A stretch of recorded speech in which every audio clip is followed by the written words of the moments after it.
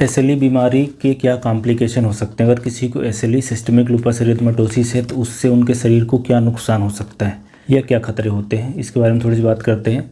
SLE autoimmune बीमारी है, शरीर के लगभग किसी भी हिस्से को अफेक्ट कर सकती है। इसमें इम्यून कॉम्प्लेक्स बनता है जो शरीर के किसी भी हिस्से में जाकर डिपॉजिट होता है, वहाँ पे इन्फ्लेमेशन कराता है और उस हिस्से को ख़राब करता है। तो इसमें जो कॉम्प्लिकेशन है, एक तो खुद बीमारी की वजह से हो सकता है और दूसरा जो कॉम्प्लिकेशन है वो स्टेरॉइड और इम्यूनोसप्रेसेंट दवाइयों से हो सकता है। जो स्टेरॉइड है वो बोन वीकनेस कराती है, तो ऑस्टियोपोरोसिस मतलब बोन में फ्रैक्चर होने के चांस बढ़ जाते हैं। और जो इम्यूनोसप्रेसेंट दवाई है इम्यूनिटी को कम कर देती है, इससे शरीर में इन्फेक्शन होने का खतरा बढ़ जाता है, किसी तरीके का इन्फेक्शन होने का खतरा बढ़ जाता है।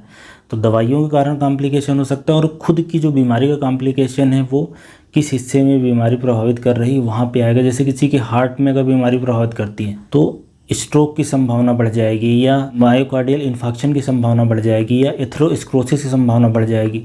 हार्ट के चारों तरफ पानी भर सकता है, तो ये तो हार्ट से संबंधित समस्या होगी। इसके अलावा किडनी में इसका असर आता है, तो किडनी में लूपस नेफ्राइटिस होती है, मतलब किडनी फंक्शन प्रभावित होता है, किडनी खराब होगी, शरीर से प्रोटीन बाहर जाने लगता है किडनी खराब होने से। इसके अलावा इसका असर आ सकता है लंग्स में, फेफड़े में ऐसा असर आएगा कि फेफड़े के चारों तरफ पानी भर सकता है या सांस लेने में दर्द हो सकता है, छाती में दर्द हो सकता है या जोर से सांस लेने में फेफड़े में दर्द हो सकता है। इसके अलावा इसमें वास्कुलाइटिस सिंड्रोम होते हैं कई तरीके से। ब्लड में अगर इसका असर आता है, ब्लड को प्रभावित करती है तो ब्लड की कमी हो सकती है। तो एसएलई के पेशेंट में कई बार खून की कमी होती है, कई बार उनका प्लेटलेट कम हो जाता है, कई बार डब्ल्यूबीसी कम होता है। डब्ल्यूबीसी कम हो जाएगा तो इन्फेक्शन के खतरे बढ़ेंगे, प्लेटलेट कम हो जाएगा तो ब्लीडिंग होने की संभावना बढ़ेगी।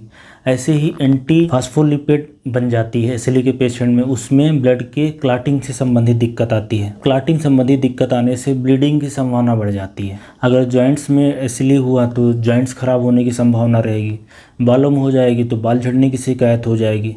तो ऐसे ही शरीर के अलग अलग हिस्से में होती है, लेकिन जो 3 प्रमुख ऑर्गन हैं जहाँ पे सबसे बड़ी समस्या आती है, किडनी खराब कर देना, फेफड़े ख़राब करना, फेफड़े के चारों तरफ पानी भर जाना, और हार्ट के चारों तरफ पानी भी भरता है और हार्ट की सारी लेयर, अंदर की लेयर एंडोकार्डियम जो मायोकार्डियम है, इन सब में इन्फ्लेमेशन हो सकता है। इनके अंदर वेजिटेशंस बन सकते हैं। हार्ट के अंदर मायोकार्डियल इन्फेक्शन की, हार्ट फेलियर की संभावना बढ़ जाती है।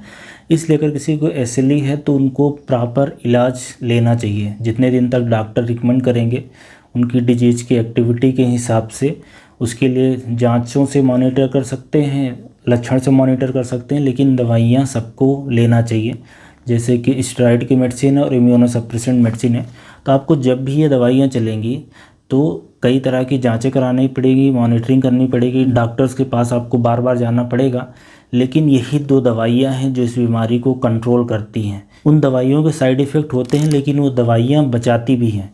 तो अगर किसी को एसएलई है तो काफ़ी सारे लोग पूछते हैं कि बचने की क्या संभावना है या क्या क्या शरीर प्रभावित हो सकते हैं, क्या हिस्से ख़राब हो सकते हैं। तो एसएलई के ज़्यादातर पेशेंट नॉर्मल लाइफ जीते हैं, कोई प्रॉब्लम नहीं आती। 90% ज़्यादा पेशेंट नॉर्मल जीवन जीते हैं।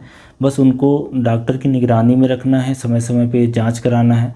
और ये जो दवाइयाँ हैं स्टेरॉइड या इम्यूनोसप्रेसेंट दवाइयाँ हैं और भी कई तरह की दवाइयाँ जो इन्फ्लेमेशन, बुखार, दर्द या शरीर के किस हिस्से में एसएलई हुई उसको कंट्रोल करने के लिए दी जाएंगी, वो आपको समय समय पर लेते रहेंगे तो लगभग नॉर्मल जीवन चल जाता है ज़्यादातर पेशेंट को। इसमें डिप्रेशन या सीजर इस तरह की भी समस्या आती है, मानसिक समस्या आती है। तो इन सब से आप धीरे धीरे फिर उबर पाएंगे, बच पाएंगे, लेकिन ट्रीटमेंट इसमें मस्ट रहता है। ऐसे लोग जो इलाज छोड़ देते हैं ज़्यादातर केस में उन्हीं को कॉम्प्लिकेशन आता है, उन्हीं में ही जान जाने का जोखिम रहता, नहीं तो काफ़ी हद तक ये बीमारी कंट्रोल में रहती है। 100% केस में क्योर नहीं कर सकते, लेकिन इस बीमारी के लक्षण को कंट्रोल कर सकते हैं। तो ये इस एसएलई से क्या कॉम्प्लिकेशन होते हैं उसके बारे में जानकारी है कि क्या क्या शरीर में नुकसान हो सकता है और उससे कैसे बच सकते हैं। Thank you.